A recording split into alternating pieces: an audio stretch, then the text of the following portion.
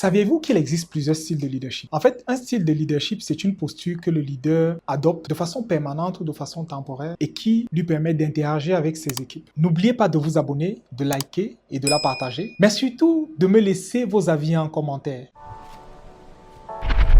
Plusieurs théoriciens ont apporté des perspectives clés sur les styles de leadership. Et chacune de ces perspectives enrichissent la manière dont nous comprenons comment les leaders influencent leurs collaborateurs. Dans cette vidéo, je vous propose d'examiner 3 approches majeures du leadership basées sur les travaux de Kirk Lewin, Daniel Goleman et Bernard Bass, ainsi que les styles de leadership qui en découlent. Commençons par Kirk Lewin, qui est le pionnier de la psychologie sociale et du leadership. Kirk Lewin, c'est un psychologue allemand et américain qui vécut entre 1880 et 1947. C'est l'un des fondateurs de la psychologie sociale moderne. Il est connu pour ses travaux. Il est connu pour avoir introduit la théorie du leadership en 1939 dans le cadre de ses recherches sur les comportements de groupe. En fait, l'objectif de ses recherches était de comprendre comment les différents types de leadership influent les comportements et les performances des groupes d'individus. Ces recherches ont permis d'établir une première classification simple mais claire des styles de leadership. Il en a identifié 3.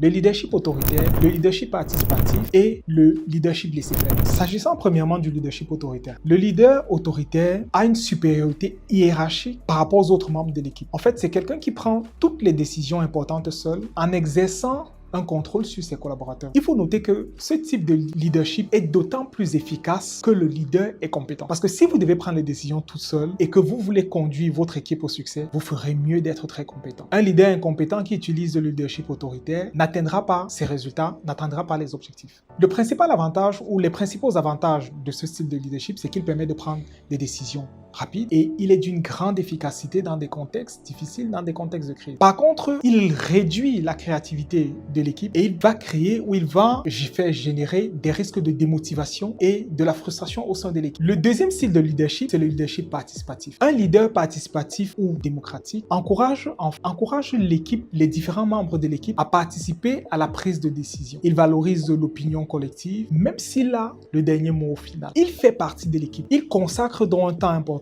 à l'épanouissement de l'équipe en tant que groupe, mais surtout à l'épanouissement de chaque membre de l'équipe. C'est le cas d'un chef d'équipe au marketing qui va organiser des réunions régulières avec ses équipes pour faire le point sur les équipes en cours, mais aussi qui va permettre à chacun de faire ses commentaires et ses recommandations pour l'amélioration de ces fameuses campagnes. Une telle attitude du leader favorise l'implication et la valorisation de chaque membre de l'équipe. Ce style de leadership a pour avantage de favoriser la motivation, la créativité et l'engagement des membres de l'équipe. Par contre, il va impliquer un processus de décision beaucoup plus lent et lié par contre à la consultation ou à la nécessité de consulter l'ensemble des membres de l'équipe. Le troisième style de leadership identifié par Kirk Lewin est le leadership laissez-faire ou leadership délégué. Leadership laissez-faire donne de l'autonomie et surtout une autonomie totale à ses collaborateurs, intervenant très peu dans les activités quotidiennes et dans les prises de décision. En fait, c'est un style de leadership qui convient aux équipes qui sont très autonomes et dont les collaborateurs sont des experts. C'est notamment le style de leadership que nous avions en cabinet où on confiait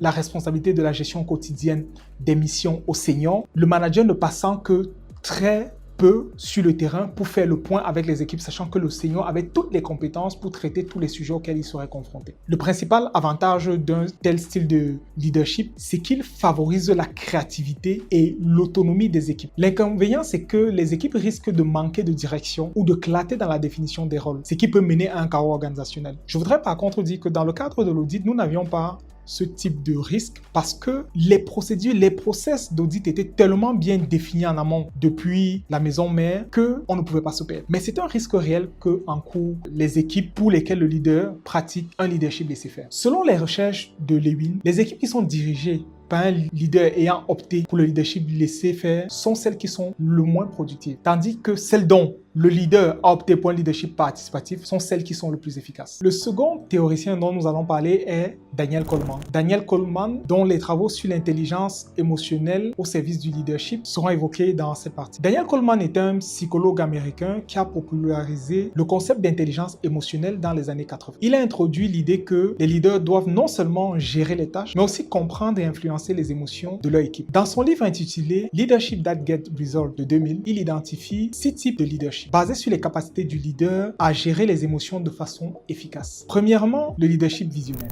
Un leader visionnaire inspire une vision, mobilise l'équipe pour atteindre un objectif commun à long terme. C'est le cas d'un fondateur de start-up qui va coordonner la mise en place sur le marché d'une nouvelle offre radicale accompagnée d'une transformation de l'entreprise avec une vision ambitieuse pour les 5 prochaines années. Ce style de leadership donne un sens clair à l'équipe et il motive les collaborateurs parce qu'ils ont une vision après laquelle ils vont courir. Par contre, il peut avoir pour effet contraire de négliger la gestion quotidienne. Le deuxième style de leadership identifié par Daniel Goleman est le leader coach. Un leader coach se concentre sur le développement personnel des membres de l'équipe en favorisant leur apprentissage. En fait, il identifie les forces et les faiblesses des membres de l'équipe et il leur délègue des responsabilités en fonction de ses forces et faiblesses, mais surtout, il encourage chacun d'entre eux lors des sessions individuelles régulières à se développer et il les accompagne dans ce processus de développement. C'est un leader qui désire et qui est impliqué dans l'atteinte des objectifs des carrières de ses collaborateurs. Il le fait au travers du feedback qu'il leur fournit et des ressources qu'il met à leur disposition. L'avantage de ce style de leadership, c'est qu'il encourage la croissance personnelle des collaborateurs et qu'il améliore leurs compétences. Par contre, il nécessite du temps et de l'engagement pour chaque membre de l'équipe. Le troisième style de leadership identifié par Daniel Goleman est le leadership affiliatif. Le leader affiliatif valorise les relations humaines. En fait, il cherche à créer une harmonie au sein de l'équipe. Son objectif, c'est de développer un environnement de travail idéal pour l'ensemble des collaborateurs. Ça va être le cas d'un chef de projet dont l'équipe va traverser une période de tension et qui va créer de façon spécifique des activités de team building pour resserrer la cohésion et pour valoriser chaque membre de l'équipe. Ce style de leadership a l'avantage de travailler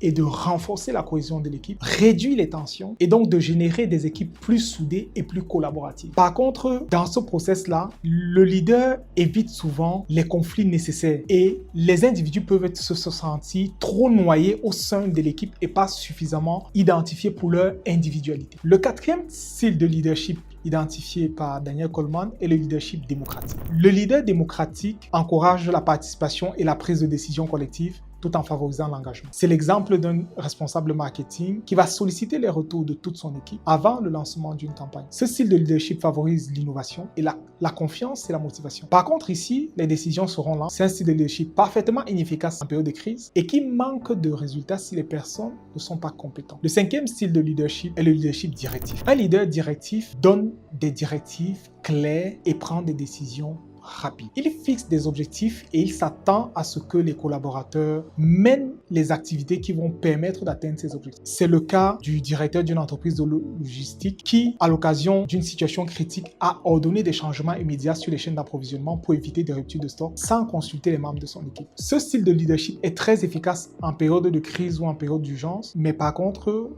on le disait, il réduit l'autonomie et la créativité de l'équipe. Et enfin, le sixième style de leadership identifié par Daniel Goleman, c'est le leadership chef de file. Le chef de file donne l'exemple. Il est productif. Il s'attend à ce que les membres de l'équipe atteignent le même niveau d'excellence que lui. Il fixe des normes de performance élevées et il veut que les membres de l'équipe le suivent. C'est le cas d'un manager commercial qui bat par exemple tous les records de vente et qui s'attend à ce que ses collaborateurs atteignent le même niveau de vente ou d'excellence que lui. Ce style de leadership convient aux équipes hautement qualifiées. L'inconvénient, c'est qu'il risque de pousser les équipes à l'épuisement et à la démotivation si les attentes sont trop élevées. Enfin, terminons avec les travaux sur le leadership de Ben Abbas. Ben Abbas est un psychologue organisationnel américain qui est principalement connu pour ses travaux sur le leadership transactionnel et le leadership transformationnel. Ses recherches ont élargi la théorie du leadership en proposant un modèle qui est beaucoup plus dynamique, basé sur la capacité des leaders à inspirer et à transformer les organisations et les individus. Ben Abbas, je le disais tantôt, a identifié deux styles de leadership opposés. Le leadership transactionnel, premièrement, et le leadership transformationnel, ensuite. Le leadership transactionnel est basé sur un système de récompense sans sanction. Le leader fixe des objectifs clairs et les subordonnés sont récompensés lorsqu'ils ont atteint ces objectifs ou sanctionnés en cas d'échec. C'est un style de leadership qui est efficace pour les tâches routinières, qui encourage la performance à court terme. Par contre, il limite l'innovation, la créativité et il est très peu inspirant sur le long terme. S'agissant du leadership transformationnel, lui, il inspire, il motive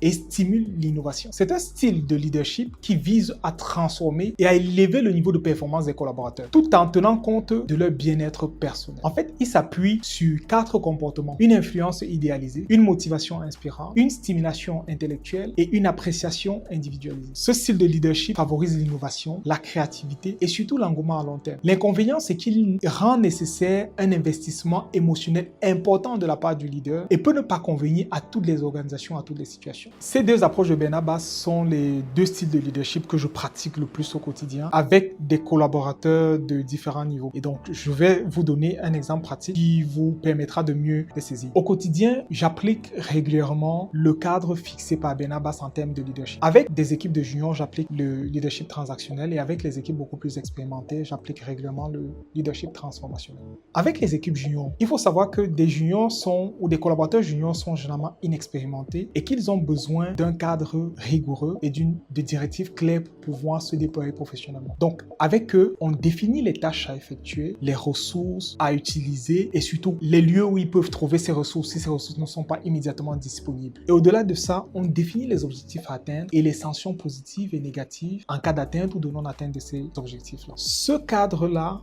permet aux juniors de se déployer beaucoup plus facilement. Enfin, le dernier point avec les juniors qu'on fait, c'est qu'on effectue un feedback constant. Les juniors ont besoin de retour, donc on va échanger régulièrement dans le cadre de la réalisation de leurs tâches pour savoir comment est-ce qu'ils avancent dans la collecte de l'information, comment est-ce qu'ils avancent dans la réalisation des tâches, pour identifier les blocages éventuels, identifier rapidement les erreurs et expliquer.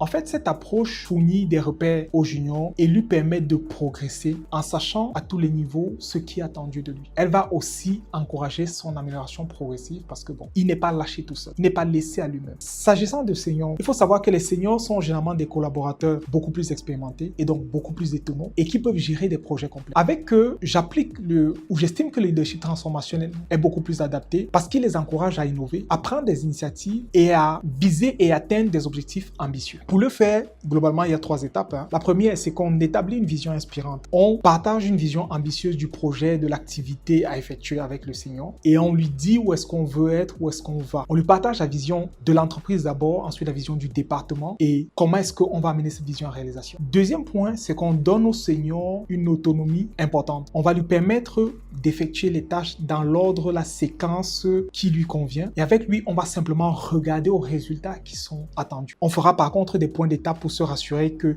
n'y a pas de blocage, pas de challenge particulier, de façon à ne pas être surpris par les résultats à la fin. Et troisièmement, avec le senior, on fera beaucoup de coaching et de développement personnel. L'idée, c'est d'équiper, c'est d'accompagner le senior pendant qu'il réalise les tâches, vraiment à continuer à progresser et à investir surtout dans son leadership personnel. Ce n'est pas un accompagnement du style du junior à qui on montre tout ce qu'il doit faire, mais c'est plus un canevas, c'est plus du mentorat qu'on va proposer au senior pour lui montrer les possibilités qui sont les siennes et comment est-ce qu'il peut se déployer. Donc, ce type de leadership, je le disais, va créer beaucoup plus un sentiment d'accomplissement chez le senior et il apportera tout ce qu'il connaît, toute son expérience à l'entreprise. En appliquant cette démarche, le senior va être poussé à innover, atteindre des objectifs beaucoup plus élevés, mais surtout à continuer à poursuivre son développement personnel et professionnel. Merci d'avoir regardé cette vidéo. À très bientôt pour plus de discussions sur le leadership.